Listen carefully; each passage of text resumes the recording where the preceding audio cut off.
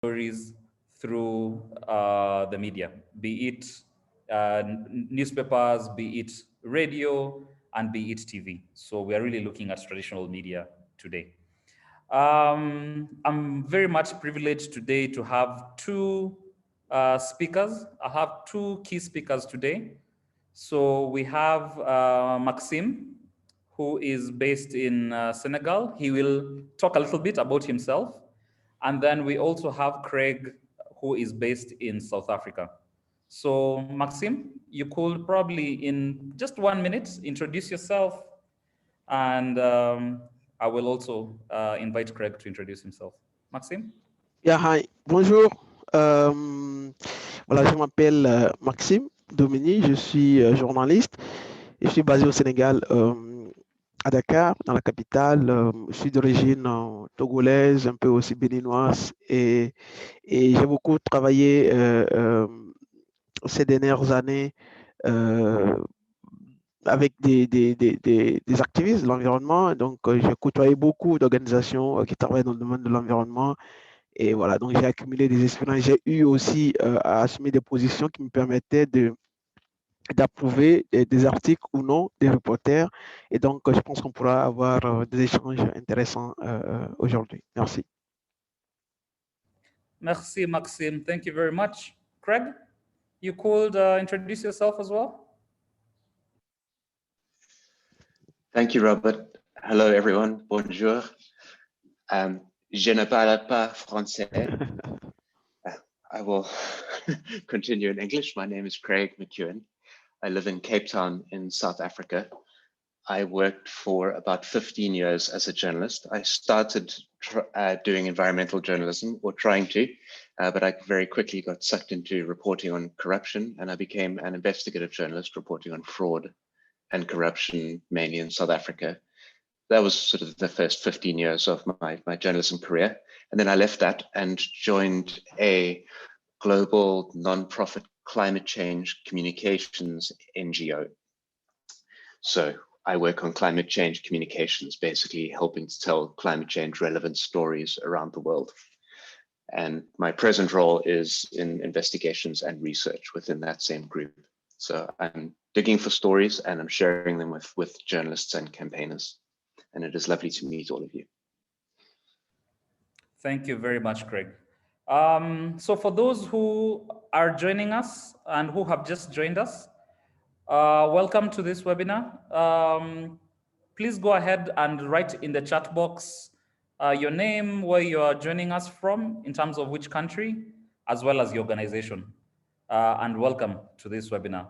If at all you want a French interpretation or an English interpretation, please feel free to click down there. There is a button called interpretation. Click on it and you can get either English interpretation or French interpretation. So welcome. Please feel free to ask questions in the chat box, even as we continue. Our panelists, as well as the team that we have here, will be able to respond to those questions, even as we continue. So for us to get started, I want to welcome Maxime to just take us through really working with journalists. How do you get your stories out there? And this is coming from a journalist's perspective, as you heard from Maxime. He is a journalist and he's worked extensively across Africa. So let's hear from him. Welcome, Maxime.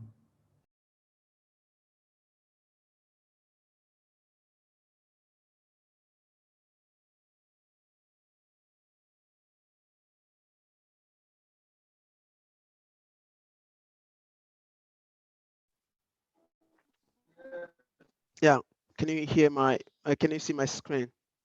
Yes, we can see your screen and we can hear you loud and clear. Thank you. Okay, so today I'm going to, aujourd'hui nous allons partager, en fait, j'ai partagé quelques idées avec vous, et puis je suis sûr que les échanges qui vont suivre seront davantage riches. J'essaie de partager quelques idées sur comment collaborer avec des journalistes. Je sais que nous avons potentiellement des gens qui sont de la société civile et des gens qui sont des journalistes au sein des de l'audience. Donc, je vais essayer de parler, je fais l'effort de parler aux deux catégories de personnes simultanément.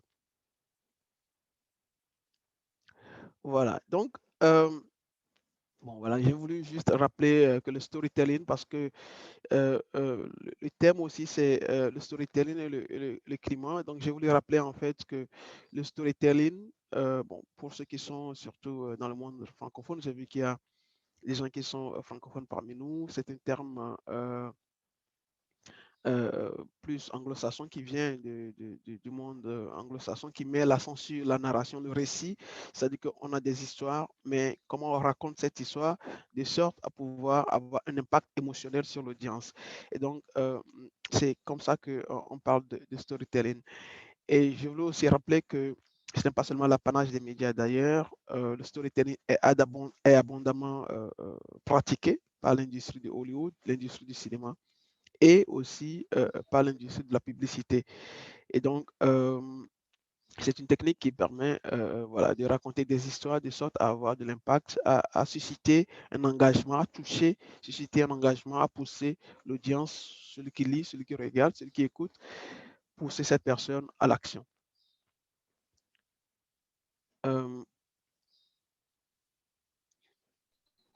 Voilà, pour commencer, ce que je n'ai pas dit dans ma présentation, c'est que j'ai surtout un background de journaliste d'investigation et actuellement j'assume une position dans une organisation qu'on appelle Global Investigative Journalism Network, que vous voyez ici, qui est le réseau international du journalisme d'investigation. Et donc, je suis le responsable Afrique francophone de cette organisation. Et nous publions régulièrement des ressources sur notre site gijn.org. Et l'un des articles, l'une des ressources que nous avons publiées sur notre site, qui est disponible sur notre site, ça parle de comment avoir des gens pour lire votre investigation. Je pense que ça s'applique non seulement à l'investigation, mais ça s'applique aussi au climat. Et donc, vous voyez ici, vous pouvez remplacer juste le terme investigation dans ce que j'ai mis ici. On a dit, j'ai pris juste un extrait d'un article d'une collègue qui parlait justement de comment réussir à faire lire votre article ou bien à faire regarder votre sujet à votre audience.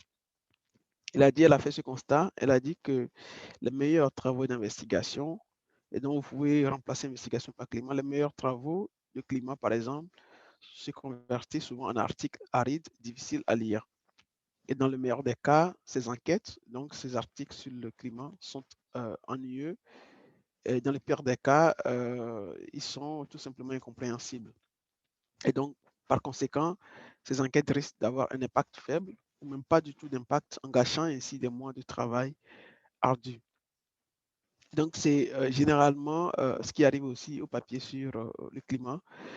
Souvent, les reporters écrivent des papiers qui sont difficiles à comprendre par l'audience.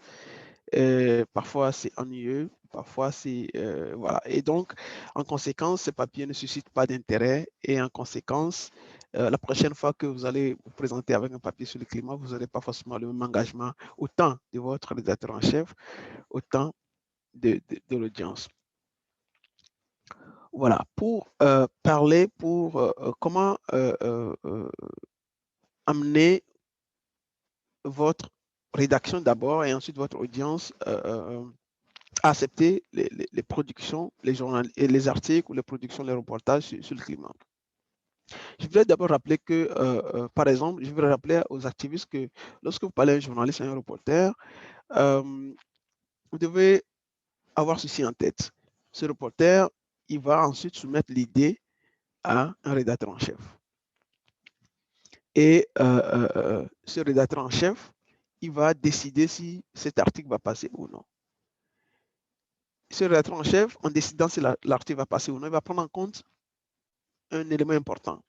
Est-ce que, par exemple, cet article va intéresser l'audience, c'est-à-dire que ceux qui me lisent, ceux qui écoutent ma radio, ceux qui suivent ma télé, est-ce que cet article est susceptible d'apporter une valeur à mon journal, et une valeur au contenu que nous partageons, et est-ce que, voilà, est-ce que ça va être apprécié? Malheureusement, les reporters, en présentant les choses, les articles, en présentant les contenus, eux-mêmes, ils ne comprennent pas assez les enjeux. Et je disais tantôt que j'ai été dans la position de rédacteur en chef où j'ai eu l'occasion de décider si par exemple tel article doit passer ou non.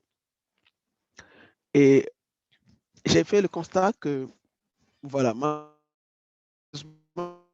des reporters, ils vont couvrir des sujets, ils reviennent avec des articles et bien souvent eux-mêmes, ils ignorent le contour de cet article, ils ignorent les enjeux autour de cet article.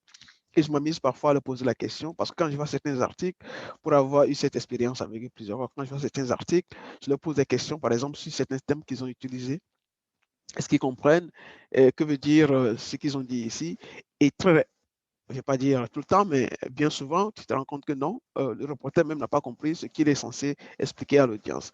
Et donc, il faut que, par exemple, le reporter qui veut reporter, qui veut en tout cas faire un reportage, rapporter sur un événement, il faut que ce reporter puisse lui-même comprendre les enjeux autour du sujet qu'il veut aborder. Et souvent, qu'est-ce qui se passe? Vous allez voir des articles qui disent, voilà, telle ONG a organisé une conférence de presse, tel a dit ceci, tel a ajouté ceci, tel a complété, tel a conclu, et puis on vous tend le papier. Naturellement, ce n'est pas un genre de papier qui va emballer le rédacteur en chef. S'il fait passer ça une première fois, la prochaine fois que vous allez revenir avec un papier similaire, il sera bien sûr réticent à le passer. Et comme je dis, voilà, il y a des comptes rendus décevants et qui n'emballent pas la rédaction, donc qui ne va pas emballer l'audience non plus. Et quand je dis il faut que la personne puisse comprendre les enjeux autour du sujet qu'il veut rapporter, je veux dire il faut que la personne puisse expliquer pourquoi c'est important d'en parler. Parce que c'est ça en fait. Quand un rédacteur en chef va décider de laisser passer un article ou bien va décider de couvrir un sujet, il va falloir que le rédacteur en chef puisse être convaincu que voilà, c'est important qu'on parle de ce sujet. Et pourquoi c'est important? Il revient au journaliste et donc en amont à l'activiste qui parle aux reporters d'expliquer, de déterminer les contours de pourquoi c'est important pour l'audience. Oui, qu'est-ce qui s'est passé? Par exemple, oui, il y a eu telle chose qui s'est passée dans le passé. Oui, mais pourquoi c'est important? Ça peut être important parce que ça risque de se reproduire encore. C'est important parce que, je vais peut-être revenir là-dessus, parce que c'est la première fois que ce truc arrive, que cette situation se présente, ou bien depuis tel événement, c'est la première fois, ou bien c'est la seule personne. Vous savez, quand vous abordez un journaliste, que vous lui dites, bah, je vous présente une situation parce que c'est une situation rare, c'est peut-être la première fois que ça s'est arrivé, ou bien c'est la première fois que c'est arrivé depuis tel événement. Je prends juste un exemple. On parle de la COP 21, par exemple. On dit, oui, la COP 21, il y a eu tant de choses, et mais depuis la COP 21, c'est la première fois qu'un pays fait ceci. C'est la première fois que notre pays, par exemple, il se dédie par rapport à son engagement, mais c'est la seule fois qu'un pays dans le monde fait ça. Donc, quand vous venez avec des sujets et vous déterminez les enjeux autour de la chose, ça convainc très facilement le reporter. Et si c'est le reporter qui apporte le sujet, ça convainc très facilement le rédacteur en chef et ensuite l'audience, bien sûr. Et donc, voilà, ici, j'ai dit, par exemple, le reporter, il doit pouvoir poser des questions jusqu'à comprendre. Bien souvent, les reporters, dès qu'ils finissent d'enregistrer les discours lors des conférences de presse, des organisations de la société civile, et voilà, ils se dispersent. Et c'est dommage parce que cela résulte à des comptes rendus et qui ne sont pas forcément fidèles ou parfois qui ne sont pas consistants. Il m'est arrivé plusieurs fois, et je sais que comme il y a des organisations de la société civile ici, il m'est arrivé plusieurs fois d'entendre des gens me dire, se plaindre des comptes rendus des journalistes. Et, et il y a quelqu'un qui me disait, qui m'a fait la confidence, qu'il lui est difficile, il est très rare que lui, il soit convaincu en fait des comptes rendus que des journalistes font de son activité. Vous vous rendez compte? Ils sont censés rendre compte de ce qui s'est passé, mais c'est très rare que voilà, plusieurs journalistes puissent être fidèles à ce qui a été dit. Pourquoi? Parce qu'ils ne prennent pas le temps eux-mêmes, ces journalistes, de comprendre la chose. Et ça ne suffit pas d'enregistrer des discours et de partir. Il faut prendre le temps de poser des questions jusqu'à ce que tu comprennes toi-même les enjeux, les thèmes qui ont été utilisés. S'il le faut, prendre quelqu'un à côté, résumer ce que vous avez compris et vérifier si c'est exactement ce que la personne veut transmettre comme information. Et les activistes aussi doivent pouvoir, en tout cas, moi je leur recommande de pouvoir veiller à ce que les journalistes comprennent en leur expliquant davantage ce qui s'est passé, ce qu'ils veulent passer. Voilà. Pour pouvoir être lu, pour que votre reportage puisse être suivi, il faut que vous puissiez proposer une bonne histoire. C'est important autant pour le reporter, c'est le reporter qui veut parler à son rédacteur. C'est aussi important pour l'activiste. Vous voulez que votre enquête soit lue, assurez-vous d'avoir une bonne histoire à raconter. Qu'est-ce que je mets dans une bonne histoire? Une bonne histoire, c'est une histoire humaine. Vous savez, nous sommes tous sensibles aux histoires des semblables, aux histoires des humains comme nous. Et quelle que soit la complexité du sujet que vous voulez présenter à l'audience, aux journalistes ou bien au rédacteur en chef, il faut que vous trouviez un angle humain à la chose. C'est important. Autrement, votre sujet ou bien votre pitch ou bien, voilà, aura moins de chances de passer. Une bonne histoire, c'est une histoire qui peut parler de lieux, qui peut parler d'animaux, de végétaux, mais d'une façon humanisée. Il y a quelques jours, j'ai regardé une vidéo sur un éléphant qui a été retrouvé dans un village et comment on a présenté, et donc qui a été récupéré seul, un petit éléphant qui a été retrouvé dans un village, on n'a pas retrouvé le troupeau d'éléphants, et on a présenté cet éléphant dans une vidéo. Et en présentant l'éléphant, on a raconté l'histoire de l'éléphant, on a donné la parole à l'éléphant, celui qui a posé la voix sur la vidéo a utilisé « je suis ». C'est-à-dire que je suis tant, il a donné un nom humain à l'éléphant. Je suis par exemple Nani, je suis un éléphant. Donc on a humanisé l'histoire et quand vous regardez ça, ça vous captive. Vous voyez, c'est une façon d'humaniser l'histoire. Il faut que par exemple, la bonne histoire puisse avoir des acteurs captifs. Quand je parle d'acteurs, ça peut être des individus, ça peut être des communautés, ça peut être des entreprises, ça peut être des ONG, ça peut être des gouvernements, ça peut être des entités. Et donc, ça peut être des personnes physiques comme des personnes morales. Mais il faut identifier des acteurs qui sont assez éloquents, des acteurs qui sont assez élaborés, des acteurs qui portent, qui peuvent bien porter. C'est comme les films, vous voyez, dans les films, il y a des acteurs majeurs. Et donc, dans les histoires, lorsqu'on parle de storytelling, il faut aussi avoir ces acteurs qui sont importants, captivants et qui portent l'histoire. La bonne histoire aussi, c'est une histoire, par exemple, qui peut parler d'une manifestation locale d'un enjeu mondial. C'est-à-dire qu'on parle du changement climatique, oui, on parle des glaciers, on parle de beaucoup de choses, mais comment est-ce que ça se manifeste, mais vraiment au niveau très local. Quand je parle de local, je parle par exemple de village, je parle par exemple dans la maison de quelqu'un. Vous voyez, par exemple, au lieu de dire, par exemple, que voilà, il y a le changement climatique, les glaciers se fondent, il y a ci ou ça, il faut que, par exemple, si par exemple un journaliste il va raconter comment est-ce qu'un paysan dans sa famille, avec sa famille, vivent l'effet de ce changement climatique sur eux, ça c'est une bonne histoire. C'est une histoire qui va parler, c'est une histoire qui va rapidement être validée par le rédacteur en chef, qui va rapidement être validée par... et ensuite qui va être appréciée par l'audience. Vous voyez, c'est un problème mondial, mais on a raconté ça sous l'angle très local et ça parle à beaucoup de personnes. Les gens veulent voir un peu, en fait, au-delà des généralités, les gens veulent voir comment est-ce que comment est-ce que les enjeux globaux ont des conséquences sur des semblables comme eux au niveau très, très local. Ça peut être des manifestations, mais ça aussi peut être des solutions locales. Moi, j'ai eu un passé, je travaillais pendant quelques années à la BBC comme agent de la BBC et j'ai été à un poste où on devrait valider des pitchs, des propositions.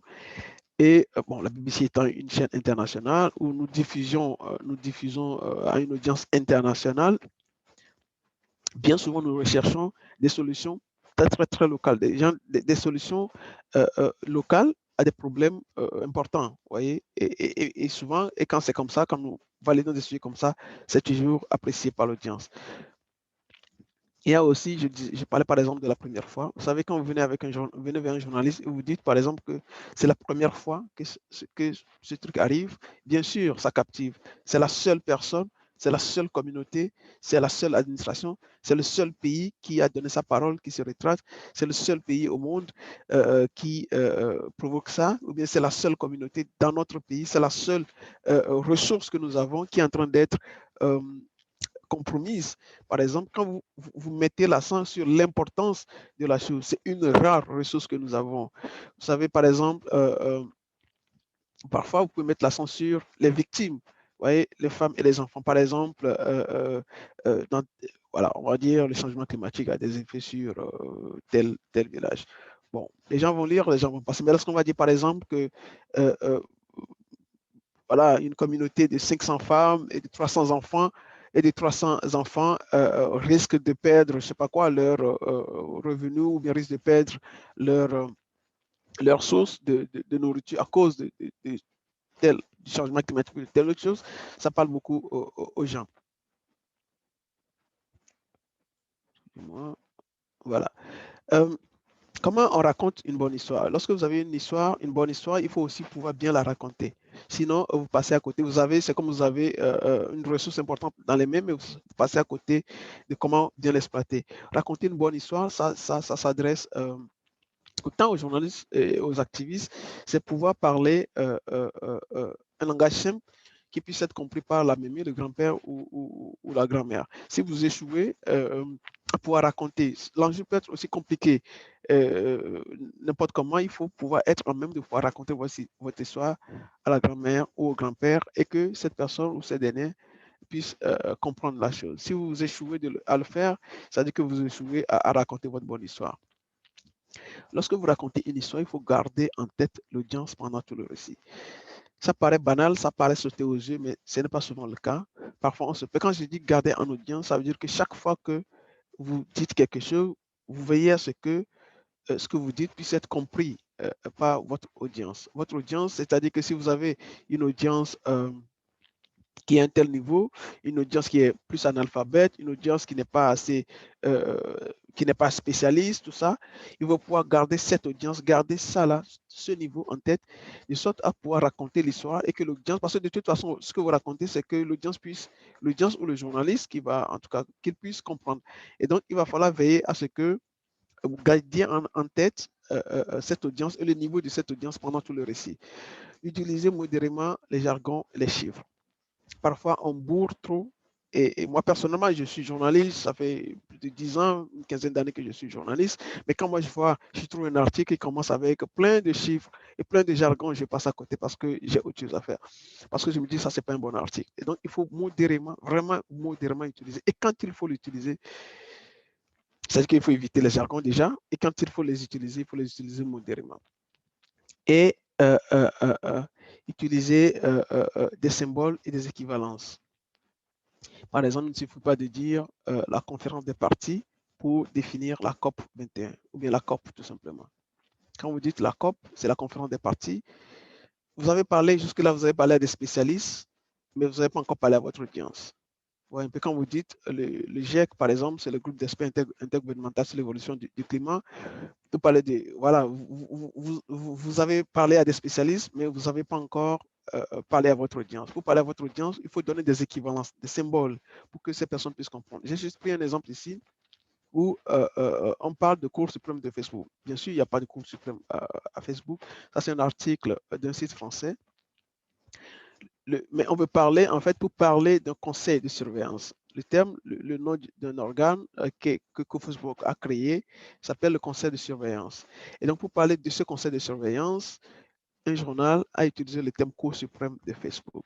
C'est-à-dire qu'ils ont utilisé un symbole, une équivalence qui permet aux gens de comprendre en fait ce que c'est le rôle de ce conseil. Donc, par exemple, pour parler de la COP, on peut dire voilà, c'est oui, c'est la conférence des parties, mais c'est la plus grande rencontre internationale où on négocie sur l'avenir du climat. Là, les gens comprennent mieux.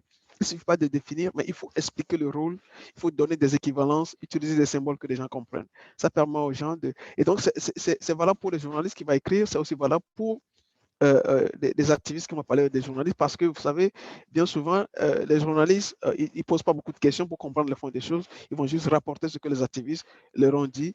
Et donc, c'est important que les activistes aussi puissent se donner la peine d'expliquer, en fait, présenter les choses avec des symboles et des équivalences aux journalistes.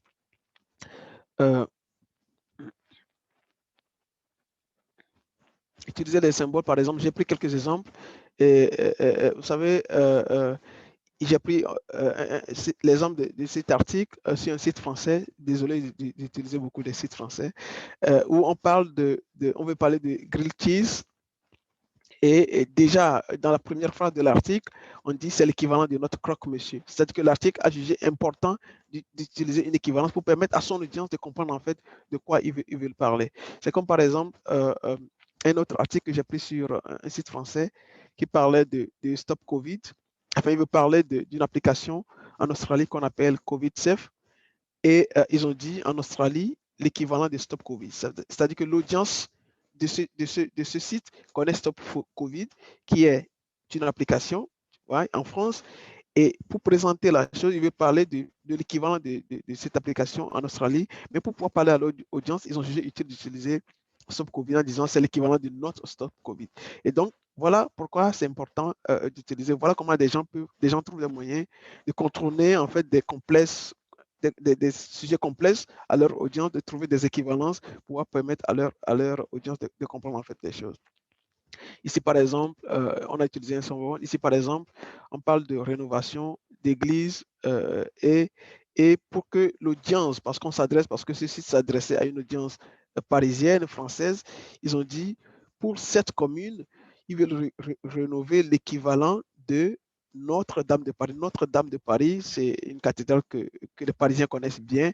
Et donc, on a utilisé un symbole que l'audience connaît bien pour présenter quelque chose qui est peu connu par l'audience. Et donc, c'est important et ça marche très bien d'utiliser des équivalences, d'utiliser des symboles de la vie de tous les jours de l'audience. Raconter aussi, c'est utiliser des graphiques. Vous connaissez la formule célèbre, une image vaut 1000 mots. Il faut, s'il vous plaît, utiliser des graphiques, oui, des graphiques, mais des graphiques qui puissent être comprises par votre audience, comme celui-ci, par exemple. Sortez vos téléphones et filmez.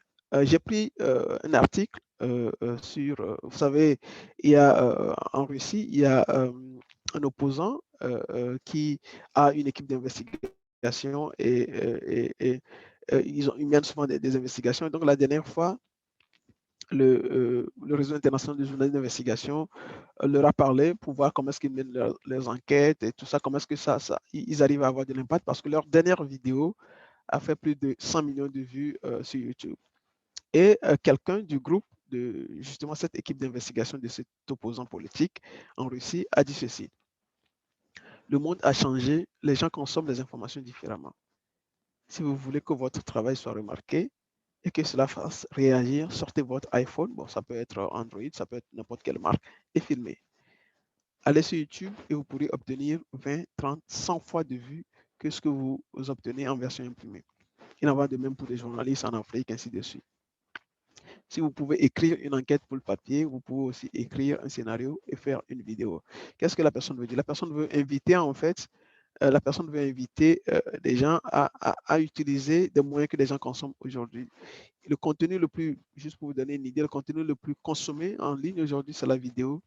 Et par exemple, en Afrique, avec la pénétration des smartphones, il y a beaucoup d'Africains qui consomment beaucoup la vidéo. Et donc, si au lieu de venir juste écrire des choses, pourquoi ne pas, pensez-y, pourquoi ne pas raconter votre histoire? C'est valable pour les journalistes, c'est aussi valable pour les activistes. Pourquoi ne pas sortir votre téléphone et filmer tout simplement? Moi qui vous le dis, c'est un gars qui vient de la presse écrite. J'ai fait, je ne sais pas quoi, plus d'une dizaine d'années dans la presse écrite et c'est quelqu'un de la presse écrite qui vous le dit. Si vous voulez montrer des choses, c'est bien d'écrire, c'est peut-être mieux de montrer en fait par des vidéos, par des photos, par des images. Et parfois, ça ne coûte rien de sortir son téléphone, quel que soit le téléphone que vous avez, ça ne coûte rien de le sortir et de filmer. Et les gens vous allez voir l'impact. Et voilà, voilà ce que j'ai voulu échanger avec vous. Je reste à l'écoute de vos questions. J'espère que nous aurons des échanges. Si vous avez des questions, je reste à l'écoute pour pouvoir avoir des échanges avec vous. Et si au-delà de ce webinaire, vous souhaitez rester en contact, voici mon handle sur Twitter, vous pouvez me suivre. Merci beaucoup.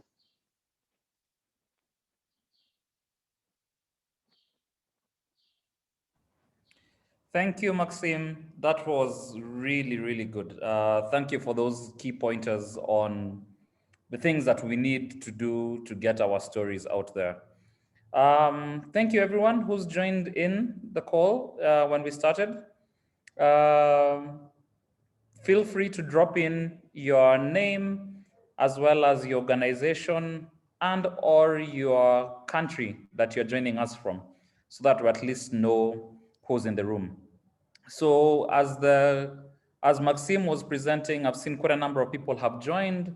So we do have a really rich mix of participants today. We have journalists in the room.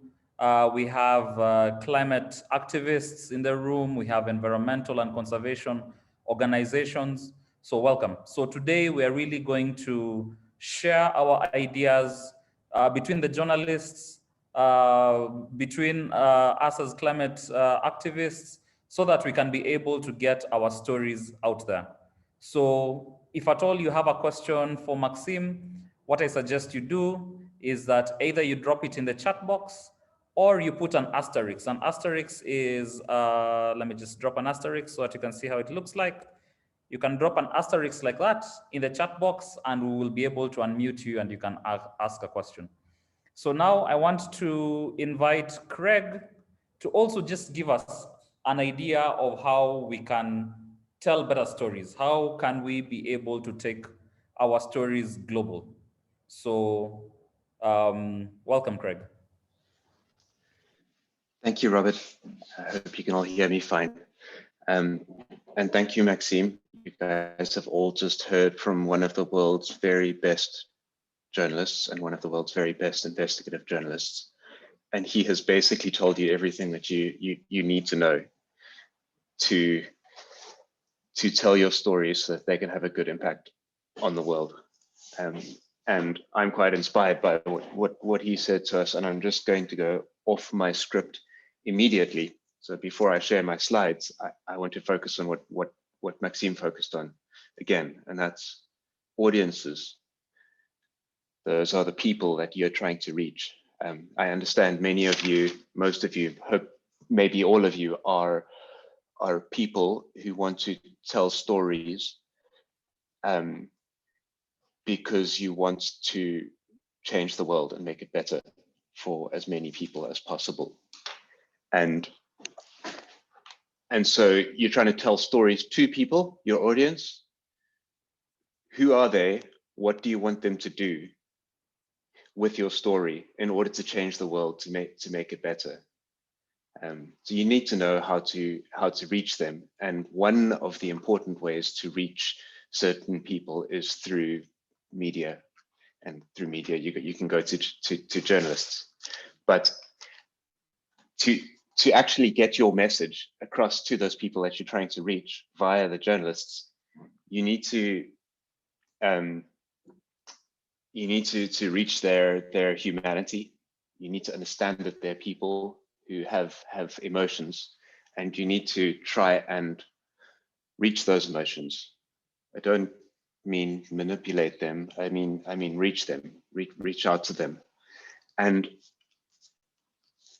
so a common term we use in English is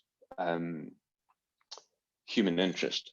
In journalism, we're taught to go for human interest stories.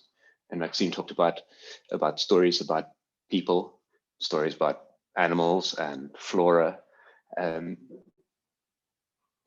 It doesn't necessarily have to be a story about a person, for example, but it could be a story about something that's actually quite technical, and I'll give you some examples. But it's a technical thing that impacts people directly. So there is a coal-fired power station down the road from my house. It is spewing soot and pollution into the air, and that is falling down onto my child's school and going into my child's lungs. My child is sick. My husband is sick as well, and from this pollution, and cannot work. My child cannot go to school. There is a direct human interest in talking about the air pollution of that coal-fired power station. So I mean the toxins and the soot that comes out of that chimney and goes right into your audience's lives and affects their lives in a way that makes them emotional. That's quite different to the greenhouse gas emissions, the carbon dioxide and other greenhouse gases that come out of those smokestacks, and they go into the air and spread around the world and trap heat and cause climate change for everyone all over the world. If you were to tell if your government was to close down that coal-fired power station, the air pollution going into your lungs would stop, but it would make very little difference for the greenhouse gases that are going into the sky and causing climate change. So when you go to your audience and you say, we want you to speak out against this coal-fired power station because of climate change, they might say, but why? It's employing my husband. But if you go to your audience and say you want them to close down this coal-fired power station because it's polluting the air, and you say, that's right, it's killing my husband, then you've reached their humanity. You've seen them as an audience, and you've reached them as people.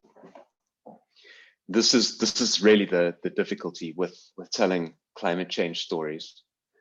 It's very hard to draw a link between the specific steps that government and business must take and the impact, the positive impact that those steps can have on people's lives, because it's global and it's spread out over a long period of time, and there's several layers between your audience and the actual impact. Still staying off script, when I joined an investigative journalism team in South Africa in 2011, we were investigating a family of brothers who had come to South Africa from India. Their name was the Guptas, and they were very, very close to our president. And we, as journalists, thought that we had seen lots of evidence of that suggested corruption, that suggested that these guys were basically paying off the president to use the government to enrich this family, his friends. And so we started investigating that, and we told stories and we told stories, and we published articles, and they were detailed, and they went into corporate records, and there were lots of numbers, and there were legal terms, and there were lawyers, and they were hard to understand. And we told these stories for a number of years before one day, one of the Gupta's sons or nephews, I forget, got married. And the family flew in this massive wedding party from India. There were ministers, there were famous Bollywood actors, there was color, people were beautiful and gorgeous, and they came in this plane, and they had gotten special permission from our military to land at a secure military airport. So this plane came in and bypassed all the normal passport controls and airport controls, and this party of fabulous, flamboyant people landed. And that was the first time anyone in South Africa cared about the Guptas, in spite of all of our rigorous, detailed reporting and storytelling. Nobody had cared about our articles. Very few people had read them. Very few people had understood them. We were a dogged bunch, and we carried on reporting our details and carried on our forensic investigations, and we pulled out more and more details. And one day we came across a story where politicians and officials had given a dairy farm to the Gupta brothers. And now the Gupta brothers were making money from a dairy farm that was funded by the state. Obviously, there were cows on the farm, and the Guptas and their people had no idea how to run a dairy farm, so the cows were dying, and they were dying in a ditch. And we were trying to tell these forensic stories, and our editor just wanted to know about the damn cows. Our front page week after week had pictures of cows in the ditch, cows dying, and we're trying to tell detailed stories about corruption. And this is one of the corruption stories that then actually traveled over the years. It became a story that lived in the minds of South Africans, where many of the other ones were forgotten, because we had tapped something that reached, thanks to our editor forcing us to write about these blooming cows. Yes, and then we carried on writing detailed stories, and nobody cared about them. And then one day our president fired our finance minister and put a man in place who no one had ever heard of, but a little bit of research showed that he was good friends with the Guptas.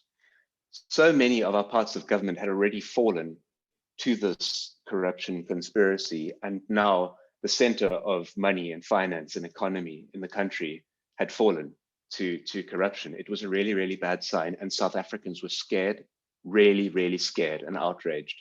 And that was the third time, to my mind, that the Guptas became news. A wedding party landing at an airport, cows in a ditch, and the firing of a finance minister that got the whole country shaking in their boots. Those are the events that that brought the story to life for South Africans. Now, I've undermined the work in my storytelling here. I have undermined the work of our forensic reporting, but actually it proved to be very, very valuable because it provided meat and details, which then helped to boost those stories. And activists and civil society and campaigners, they didn't campaign around our detailed information. They campaigned around those specific events. They captured the country's imagination. And then they pulled in facts and details from some of the stories that we're told, which lent credibility to people's suspicion that there was corruption going on. And it went on, and the corruption was proved, and the president was voted out and removed from the ruling party early, and we got a new president. And I think that is my most visceral experience in my life of storytelling. And impact and how it worked, which is not to say very much about climate change, but it comes down to the same things. And Maxime's presentation made me want to focus on that more than on the slides which I now put before you. But Robert, can you just jump in and tell me how we're doing with time and how long I should go on for? I've got a lot more that I'd like to say, but I'd also like people to be able to talk. Sure. Yeah. Thank you.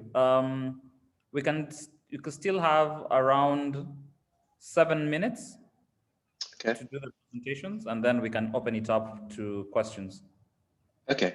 Thank you. Okay. Can you see my slides? Yes, we can. Okay. In my heading here, I said getting climate stories to your audience. I had initially written getting climate stories into the media.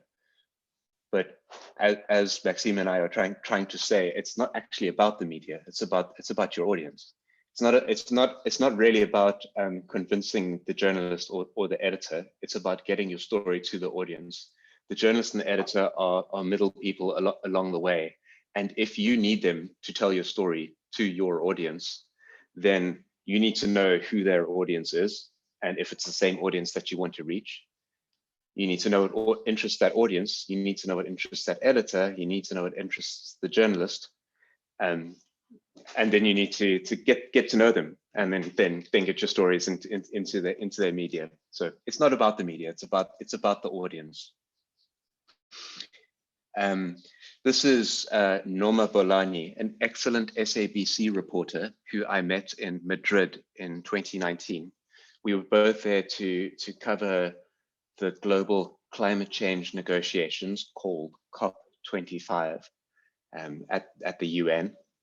She was there covering it for the SABC, reporting back to South Africa and to some other African countries.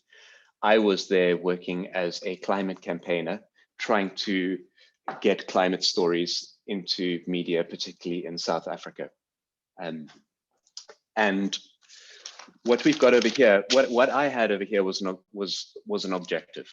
My objective was to get high-profile media calling out South Africa's plans to develop more coal.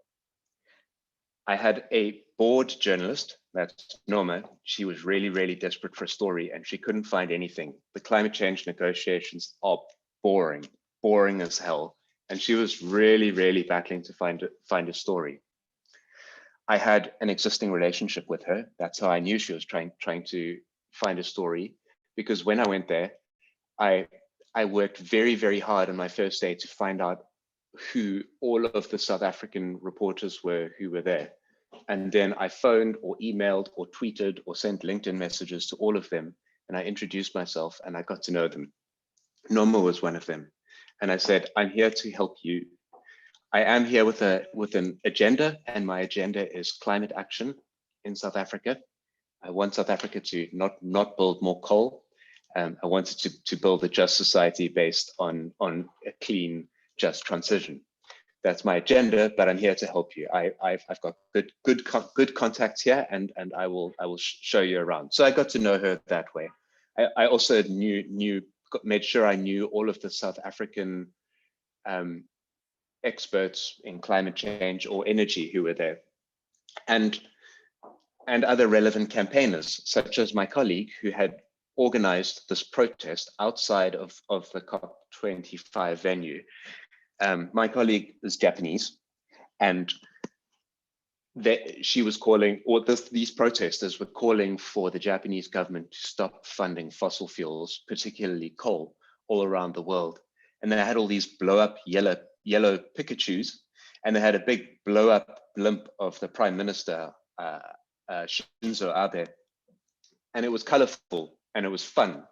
And they were singing and they had songs, and I made sure that I knew that this was going to happen. I knew in advance. I told Norma about it. I told her, so that now Maxime said you have to have a good story. And the story is that the Japanese government was trying to fund a coal-fired power station in South Africa. This coal-fired power station would take years and years and years to come online. It would not be the solution to what we call load shedding in South Africa. On that very day, as these Pikachus were dancing around outside COP25, the South African power system was down, people's lights were out because the coal-fired power-based electricity system was not working. We needed new power to come online urgently. And the only power source that could come online quickly enough to quickly get rid of this blackouts problem is wind and solar. And that's the story that I told to Norma Bolani. And then I put her in contact with Jessie Burton, a South African energy researcher who was there. I brought Jessie out to this protest and introduced her to Norma. Then I found a Japanese energy expert and I brought her out, and Norma Bolani interviewed both of these people on SABC in front of these dancing Pikachus and sent a colorful, lively story back to South Africa from Madrid, where international experts were criticizing the Japanese and South African governments for planning to build out more coal. Robert, should I stop there? Yes, we can stop there because you've actually provided really good overviews on what we could focus on. So what I'm going to do, let me just give an overview of what Maxime said as well as Craig. So for those people who joined a bit late, I will just briefly give you just a highlight of what Maxime talked about. And Maxime, being one of our best journalists across Africa, gave us a few tips that we could use across the world. Exactly, across the world, when it comes to getting your stories out there. And I know we do have quite a number of journalists in this webinar, so feel free to put your best practices as well inside the chat box, like those things that you'd really like to see our activists doing. So Maxime said that every reporter needs to be convinced that it is important to talk about your story. We tend to make our climate change and environmental stories a bit dull. So it's important that we make this reporter interested in what we need them to talk about. That's the first thing. Secondly, Maxime said that it is up to us as especially activists to convince these reporters that the story that you want to provide through the media is an important one.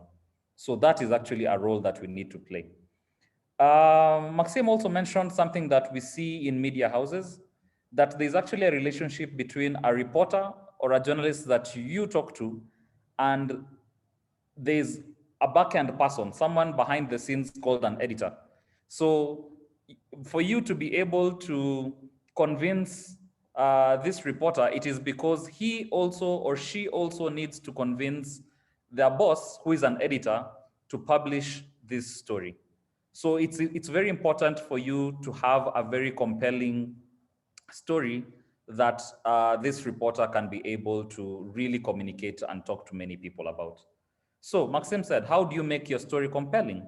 And he says that stories primarily should be about people. A good story has a human face to it. Even if we're talking about climate change, even if we're talking about the environment, we should try and humanize our stories. The second thing that he said is that we should always think about our audience. Who do we want to talk to? Do we want to talk to government? Do we want to talk to the private sector? Do we want to talk to academicians and people in universities? Do we want to talk to the youth? So we need to really be clear about who we are targeting with our story. And that way you can be able to develop or write an even better story. Finally, Maxim said that it's really important to use simple language. He actually said that you should try and write the story and say it the way you'd explain it to your grandmother. So don't use any acronyms, don't use any jargon. I know we, especially in the civil society space, tend to use a lot of acronyms. So Maxim actually advised us that it is better for us not to use any difficult language, make it simple. And then also he said that if at all we use illustrations and videos, we can be able to tell the story even better. So Maxim, thank you for that. Craig also did focus on the audiences, because this telling our stories is not about anyone else, but it's really about us being able to talk to different audiences. So whenever we are writing a story, whether it is for the newspapers or you want to do a radio interview or a TV interview, you need to really think about who you want to communicate to. And that way you are able to really craft your story in a better way. And then at the same time, Craig mentioned exactly what Maxim said about tapping into humanity. As much as we're talking about climate change and very technical scientific things, you need to bring out what it is, what it means to a human being, what it actually means in terms of social, human related issues. So that is one key thing. And then at the same time, Craig mentioned a very important point. And I'm glad that we have quite a number of journalists here today, because he said that it's important for us to build relationships with journalists. It is easier for you to get stories out there when you have a relationship with a journalist. When you're able to quickly speak to this person and explain to them what it is that you're trying to communicate. And many times, these journalists will even guide you on what to say and what not to say. So many thanks, Craig. Many thanks, Maxim, for that. I want to open up for any questions that you might have. I can already see a few questions in the chat box. The first one is actually from Nbani, Friday Barilule.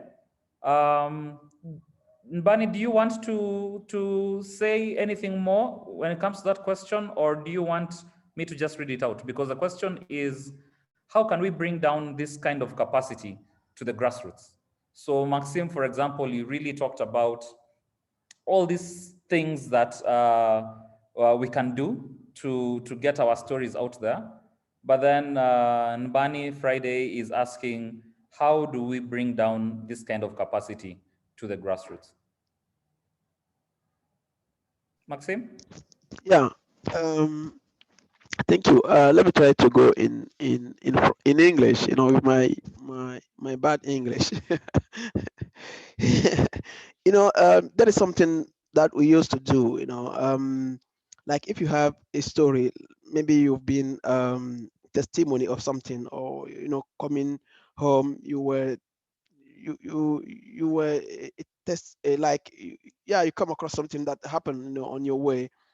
If you come at home, you want to talk to your father, you want to talk to your friend, or you want to talk to your junior brother, automatically, systematically, we have, as human being, a way of speaking to our father, a way of speaking to our friend, a way of speaking to our junior brother, according to their level, according to like what maybe you told the person before, according to what the person know about what happened on your way. So I think this is something that we used to do as human being. It is the same thing that media houses also try to do with their audiences. They try to talk to their audiences in a language that those audiences understand or could understand. They try to use symbols, they try to use some comparison, they try to use a language that those audiences can understand. So you need to bring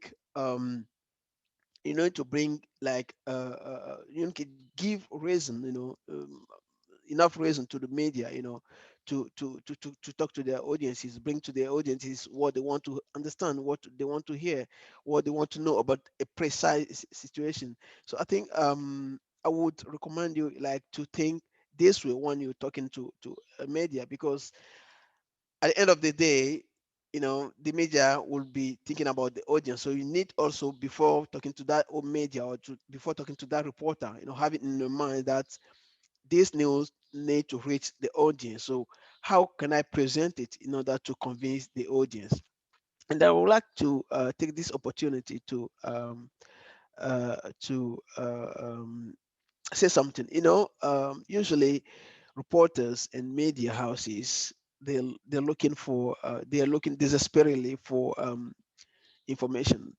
I can tell you, I can assure you that every day, every single day, media houses are looking for information, are looking for story to tell to their audiences. May they be a print media, radio, or TV. There may be, local media or international broadcaster. They're looking desperately for stories.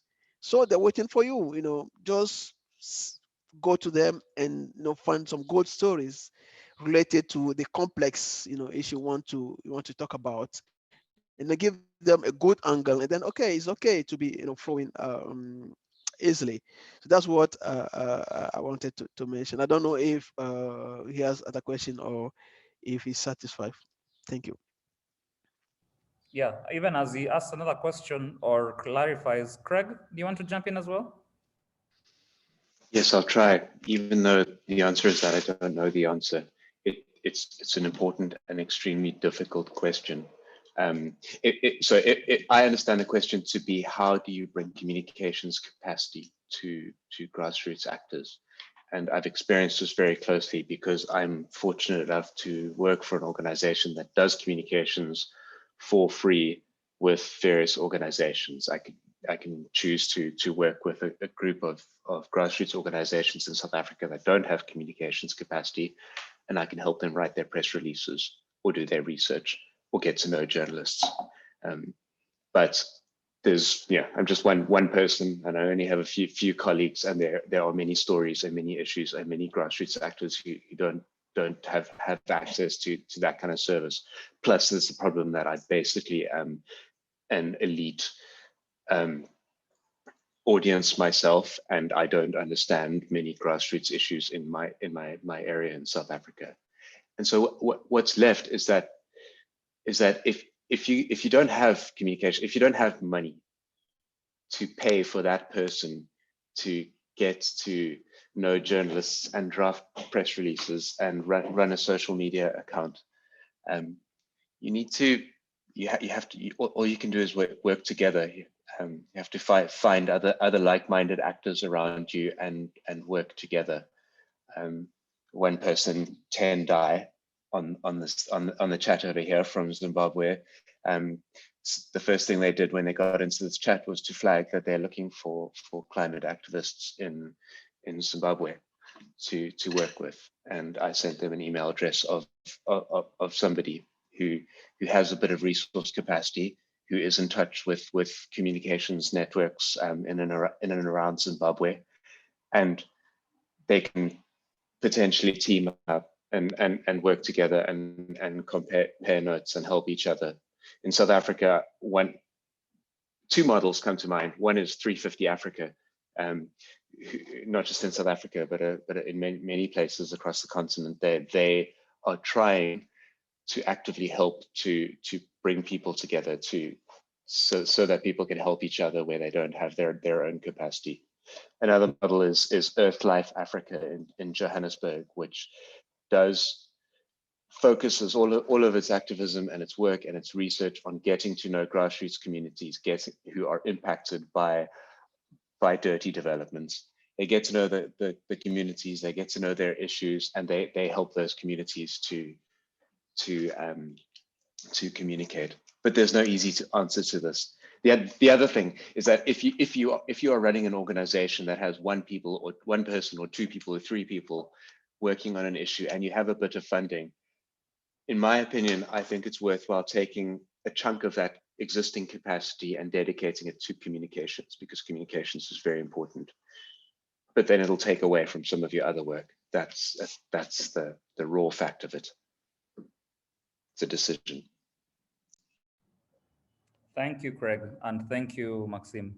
Yeah, those are really good answers to that question, and I'm glad that you were able to provide a few key tidbits on how we can be able to really make sure that communities at a grassroots level are able to get their stories out there.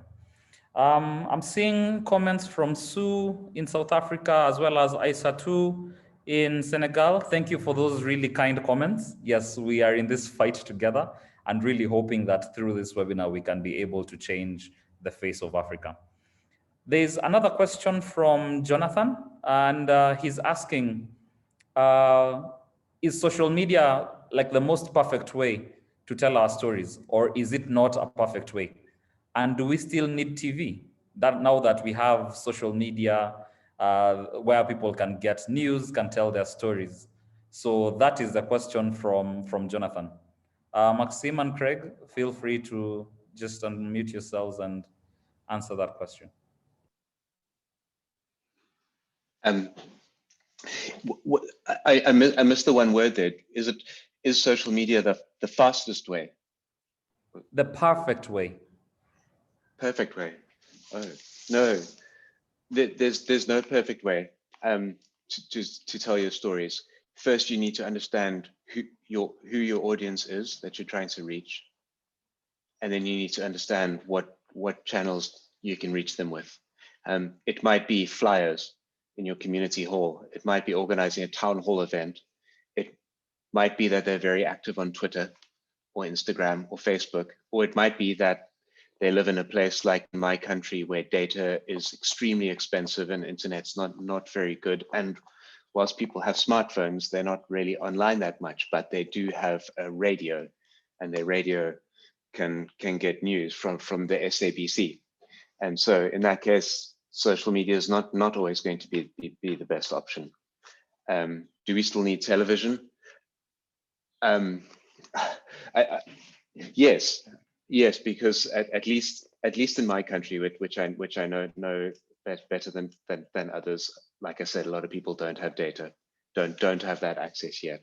A lot of them do have televisions and radios, and those are fundamental communications media.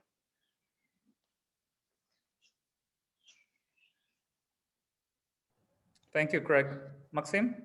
Yeah, c'est une très bonne question. En fait, comme il l'a dit Craig, il faut juste voir quels sont les outils de communication de votre audience, en fait. C'est-à-dire que, comme il a dit parfois, vous êtes dans un environnement où des gens, ils ont beaucoup de portables, des gens, ils ont la radio. Vous savez, la radio a été très longtemps le média le plus utilisé en Afrique. Aujourd'hui, surtout dans les milieux urbains, par exemple, se développe une nouvelle tendance vers l'utilisation du mobile. Maintenant, il y a quelque chose qui s'est passé, c'est que avant, pour avoir accès aux médias, c'était trop compliqué parce que les médias étaient les seuls canaux qui permettaient de s'adresser à l'audience. Les réseaux sociaux sont venus démocratiser l'accès en fait à l'information. Aujourd'hui, même pour pouvoir s'adresser à votre audience, vous n'avez pas forcément besoin de passer par les médias. Là, le problème, c'est que parfois, si c'est vous qui dites et qu'on sait que vous êtes activiste, et dont l'information est un peu catégorisée, c'est-à-dire que les gens peuvent penser que vous n'êtes pas objectif. Les gens font confiance aux médias parce qu'ils supposent que les médias ils font un travail objectif, ils vérifient ce que les gens disent. Maintenant, qu'est-ce qui peut se passer? Vous savez, même si les médias refusent de prendre votre histoire et que vous savez comment vous racontez bien votre histoire, par exemple en vidéo, et que vous diffusez ça sur les réseaux sociaux, parfois, c'est les médias qui vont vous courir après pour pouvoir entendre ce que vous avez, donner plus de détails sur ce que vous avez publié. Et donc, aujourd'hui, je ne vais pas dire que c'est uniquement, c'est pas forcément le moyen enfin, le seul moyen qui existe aujourd'hui, mais c'est vraiment un grand atout de pouvoir se baser sur les réseaux sociaux. Et comme il a dit Craig, si vous n'avez pas quelqu'un qui s'y connaît, il serait vraiment important de pouvoir dédier quelqu'un, le former, par exemple, sur comment communiquer sur les réseaux sociaux. Par exemple, on fait des vidéos pour les réseaux sociaux. Aujourd'hui, avec un seul téléphone, vous pouvez enregistrer, monter, sous-titrer et diffuser sur les réseaux sociaux sans que ce soit forcément un iPhone 10 ou un iPhone 11.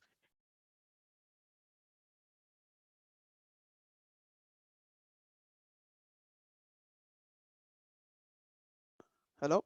Vous m'entendez? Continue, Maxime. Yeah. Okay. Yes, yes. Et donc aujourd'hui, c'est un atout que nous avons d'avoir les réseaux sociaux. Et donc il faut en profiter, il faut beaucoup en profiter. Maintenant, il faut investir dans la formation sur l'utilisation de ces réseaux sociaux. Maintenant, cela ne vous dispense pas de travailler avec les médias.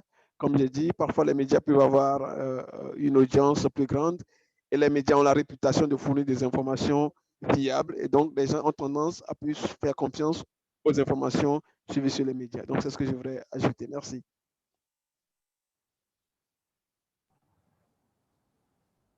Thank you, Maxime. And thank you, Craig. The one thing that I'll say is that according to research, radio is still the biggest news source across Africa. So as much as we have social media and we have many other forms of getting news and information, many people are still in rural areas where they do not have internet, where they do not have electricity. And so radio is still our biggest source of information for many people, especially those in rural areas. So as much as we want to do a lot of digital and social media communication activities, let's not forget that traditional media such as TV and radio still have massive reach across the African continent. So thanks, Maxime, and thanks, Craig. I'm seeing another question here from Sue asking, what do you think about drama and music to communicate climate change issues? So this is the multi-channel approach that you could take in terms of really conveying your messages as well as communicating with your different audiences. Any thoughts?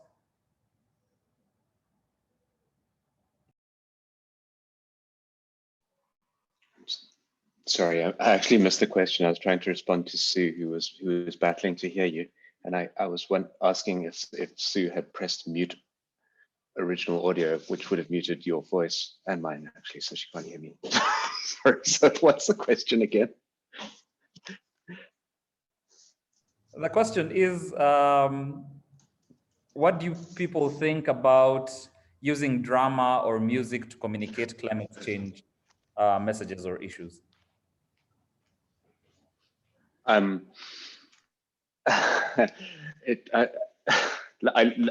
it. I love it so much. Again, firstly, who is your audience? What do you want to do? Want them to do, and why? And would they be responsive to that sort of thing? And in many cases, I think yes. a more narrow example in my neighborhood, caracal. It's a large wild cat. They're often run over by cars, and they're very badly threatened as a species locally. And some local artists who are really good, they've put together this project where they make blackboard shapes of the caracal, but they're beautiful. And they draw reflective tape around the edge of it. So when you drive past in your car at night, you see this big, bright, shining caracal in the bushes. And it's part of a project that's then publicized on other media to raise awareness about the species and its status. Another friend of mine or colleague in climate circles organizes what she calls climate lounge music events, and she writes songs about climate change, and they're really corny and silly, but she pulls them off in a really fun way that has the audience engaging and talking about issues. And it's an audience of people who maybe wouldn't get involved in the things that she's talking about. So depending on what you're trying to do, why, and what your audience responds to, it really can be a way to get to people emotionally in a way that news stories can't always do. And a bit like what Maxime said, your journalist can go and write that story, but it's not going to reach as many people as if you film the thing. And if you maybe film it and add something creative that gets people talking and sharing it, then you've got a whole other layer of communications.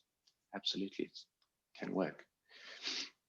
Et juste pour ajouter un exemple, il y a un journaliste d'investigation du Zimbabwe qui a fait une chanson en freestyle il y a quelques semaines sur Twitter, qu'il a posté sur Twitter pour dénoncer la corruption au Zimbabwe. Et cette chanson est devenue virale très rapidement et ça a trouvé de l'écho auprès de l'audience jeune. Et plusieurs médias internationaux ont repris après, ont raconté l'histoire derrière la chanson et ainsi de suite. Je peux dire que parfois, ça peut justement être un bon moyen pour s'adresser. Maintenant, comme il l'a dit Craig, ça dépend de l'audience que vous voulez atteindre. Est-ce que cette audience est sur Internet? Est-ce que cette audience écoute le canal que vous avez sélectionné? Et ainsi de suite. Voilà. Donc, ça peut constituer un bon moyen. Maintenant, tout dépend de l'audience que vous voulez atteindre. Et est-ce que cette audience peut être atteinte par ce canal? Thank you, Maxime, and thank you, Craig. Indeed, through a multi-channel approach, whenever you have a message to convey, use as many channels as you can. That way, you are actually assured that as many of your audiences will be able to receive that information. So use as many channels as you can. I'd like us to just shift gears slightly because I think you've had a lot of my voice, Maxime's voice, and Craig's voice. So now we would like to invite you to ask any questions, and especially the things that either are working for you or the ones that are not working for you. So if at all you have a question, either drop it in the chat box or you can use a star or asterisk like that one, and then we can allow you to unmute yourselves and you can ask your question. Cassis from Senegal, I think is first on the line. I think we need to unmute her. Roya, please help me to unmute Cassis, and you can ask your question.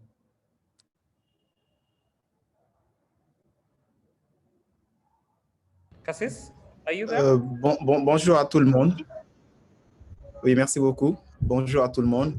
En fait, ce n'est pas une question. En fait, c'est juste un petit commentaire par rapport à la communication digitale, par rapport à tout ce qui est réseaux sociaux. Donc, si vous voulez, j'ai écrit le commentaire, je peux lire, parce que j'ai dit, il ne faut pas qu'on oublie il faut pas que l'on oublie nos cibles.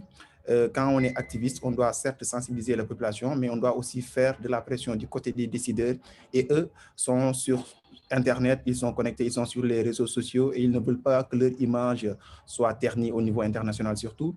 Donc, que ce soit les banques, les institutions financières, etc., etc.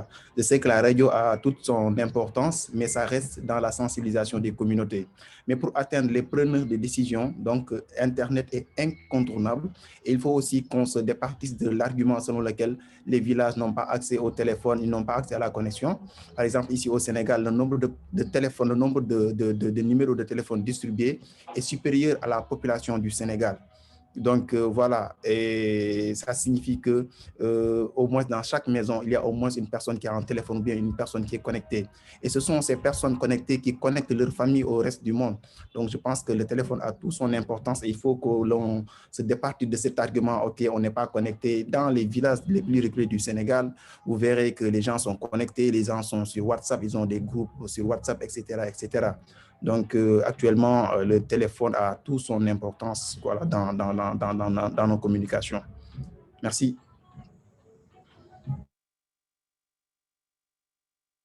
Merci beaucoup, Ibra.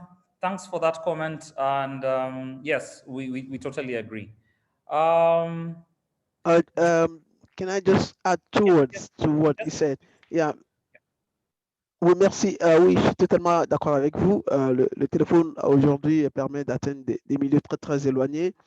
Mais en fait, ce qu'on voulait expliquer, c'est qu'il faut veiller à ce que vous utilisez le bon canal. Si par exemple, vous voulez atteindre une communauté, il n'y a pas que le téléphone, hein, il y a le canal, mais aussi le langage que la personne comprend. Je sais qu'au Sénégal, on parle beaucoup, on valorise beaucoup les langues locales.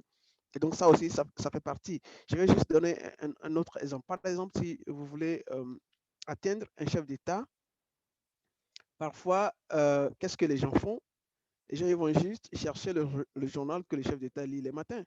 Ça peut être un journal local, ça peut être un journal même international. Ça peut être un média. Et quel est le média que cette personne que vous voulez atteindre? Vous voulez par exemple parler, bon, le président du Sénégal, vous voulez parler au président du Sénégal, Macky Sall. Vous cherchez à savoir un peu qu'est-ce qu'il fait le matin. Peut-être que le matin, la première des choses qu'il fait, c'est d'écouter RFI. Alors, la meilleure façon de lui parler, c'est peut-être de passer par RFI. Ou bien, c'est peut-être le matin, c'est d'écouter, c'est de lire un journal, le journal qu'il lit les matins, vous passez par ce journal pour faire passer votre message. Et donc, je suis d'accord avec vous qu'il faut essayer de voir la cible que vous voulez atteindre. Est-ce que c'est pour sensibiliser la communauté? Est-ce que c'est pour toucher une autorité? Est-ce que c'est pour toucher une institution? Et donc, en fonction de la cible, vous sélectionnez votre canal, vous sélectionnez le langage que vous allez utiliser. Le langage, ça veut dire la langue que vous allez utiliser, mais aussi le type de langage que vous allez utiliser et ainsi de suite. Merci beaucoup.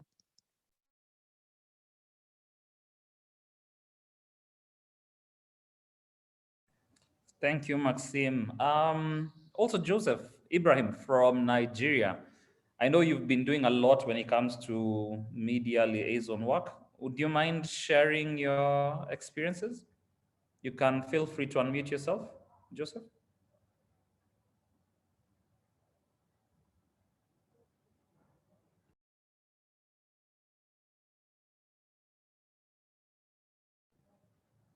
Joseph, are you able to unmute yourself?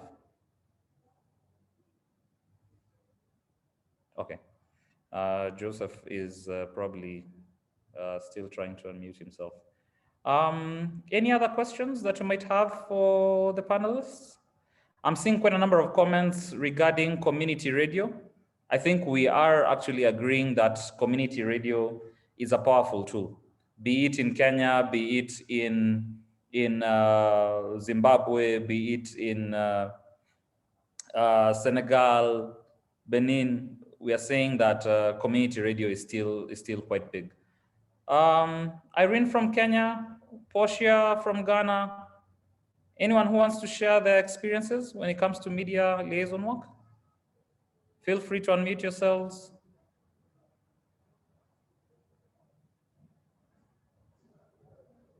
Irene?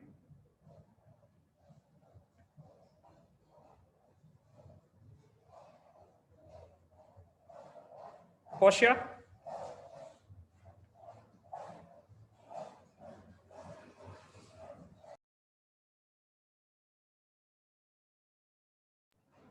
These our activists are.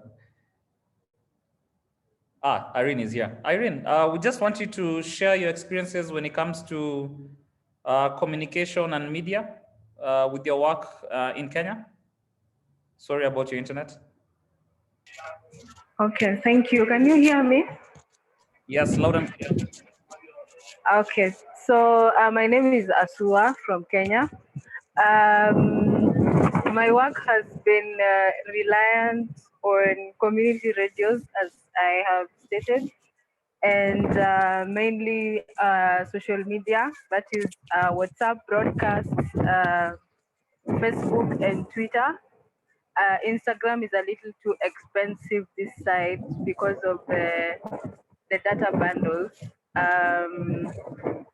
But getting those community radio spots have been very instrumental, and using community champions to be the ones that actually speak in those radio spots, because when you get people who communities don't identify with, then they don't, the receivership of the message becomes very difficult, and adopting it as well.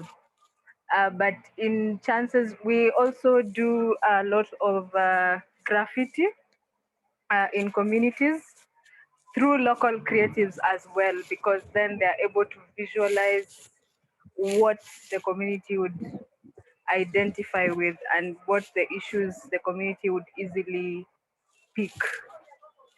Yes, thank you.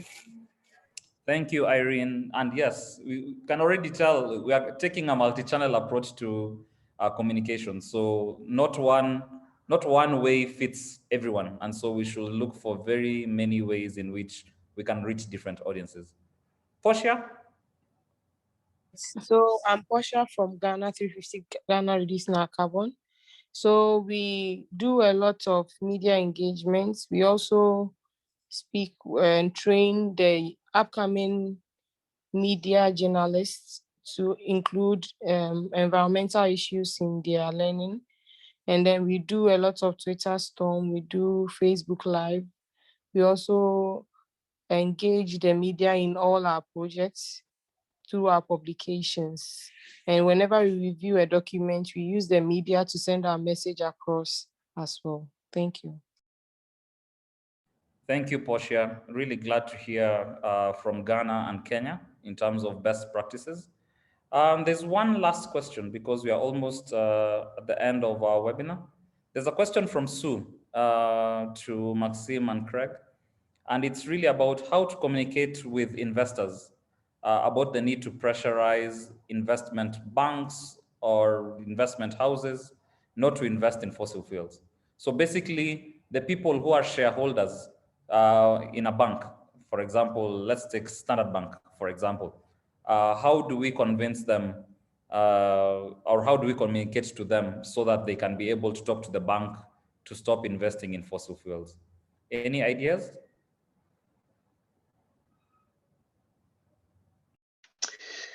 Somebody who works at Standard Bank told me recently, somebody who works with their communications team told me recently that when they get attacked on Twitter, the bank executives and senior management and board really take it badly. They really, really hate being criticized on Twitter, which I was happy to hear, because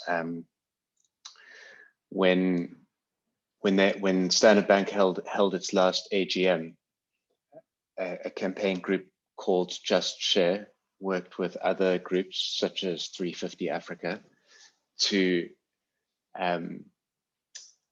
make a lot of noise about climate at Standard Bank's AGM. So Standard Bank at its AGM wants to talk about its results. It wants to tell you how good its profits are. It wants to explain why its expenses are very good and how its investments are going to bring its investors lots of money in future. But instead, activists came along and they used corporate mechanisms. They came in with a shareholder resolution that they asked the board to table for voting at that AGM. So so shareholders would be able to vote on whether or not Standard Bank should disclose its fossil fuel investments fully, and disclose its full exposure to climate change risks. And the fact of this shareholder resolution, which the bank refused to put for voting, became a news item. And for a month or 2 months, Standard Bank was the climate change baddie in South Africa. They were attacked for funding an oil pipeline from Uganda to the east coast of Africa. They were attacked for not wanting to table a very reasonable and carefully put climate change resolution, which presented climate change and its risks and the riskiness of investing in fossil fuels in terms of investors' interests. In other words, they considered the audience. Who was the audience? The audience was investors. What do investors want to know? Whether or not they can make money in the short, medium, and long term. And those investors were told that investments in coal and oil are very, very risky, as the world is taking stronger and stronger climate action and moving away from fossil fuel investments. Every cent put into another fossil fuel development in Mozambique or Uganda, it is at risk of being a white elephant, a stranded asset, money wasted. So you've got to talk their language and explain to them where it's going to hurt them. You've got to find where it's going to hurt them and explain that to them, and explain it to them in a way that they can't ignore, such as a lot of noise on Twitter that many activists created around the AGM. So kind of like that. It's still almost human interest in a sense, but not in the classical sense. You're going for the triggers of your target audience there. Your target audience are the bankers and the investors. What's going to trigger them? It's the story that I just explained, and you've got to go after them like that. It's quite difficult. Thank you, Craig. Awesome.